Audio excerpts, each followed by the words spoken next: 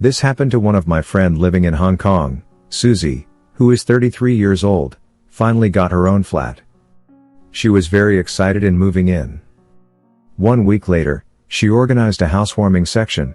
All her good friends were invited and of course, me too. It was a Saturday, we had a lot of fun, but we ended very late. After we left, one of her best friends stayed to help her in cleaning up. She sat down at the rocking chair. It is facing the opposite brick. She can see directly into the neighbor's flat. Just after a minute, she saw one man and a woman quarreling very fiercely. To her horror, the man took out a knife and stabbed the woman. She was terrific. She quickly called the police. Her best friend was curious at what she is doing. They all went out to the flat of the murder case together. A man in his mid-30s wearing shorts and a singlet opened the door. He is known as Denny. He was surprised to see the police, but had no idea of what is going on after the police explained to him. The police had a quick search at his house, but nothing was found. No body, no blood stain, no nothing. All was very clean. Not like a murder had just committed. Naturally, Susie's best friend thought that Susie was too tired and started to have illusion. Susie apologized to the police and Denny. They went back.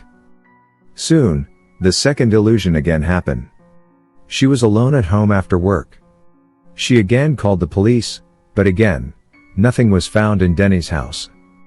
It was just a few minutes that they arrived at Denny's house after Susie's illusion, so if he really committed murder, there is no way for him to clear up so quickly. The police warned Susie not to make any more prank calls. But this time, Susie sensed something was different. She realized that Denny was staring at her, with those fierce eyes that pierce her. It was only within 1 week that the third illusion occurred. The scenario was exactly the same as the first 2 times. But this time, she didn't call the police. She decided to continue to watch what is the man doing. She called Raphael, her boyfriend, over. He just lived 1 block away. Raphael was just in time to see Denny putting the body in a black plastic bag. Denny headed for the door, and leave in the car. Susie and Raphael quickly followed in Raphael's car. They reached a deserted place. Susie was surprised to see such a place although she lived in Hong Kong for all her life. Carefully, they hid behind the bush. Denny started digging. He placed the black plastic bag in it and then he left. Susie and Raphael quickly came out of the bush. They called the police who arrived shortly. They digged the same spot, and took up the black plastic bag.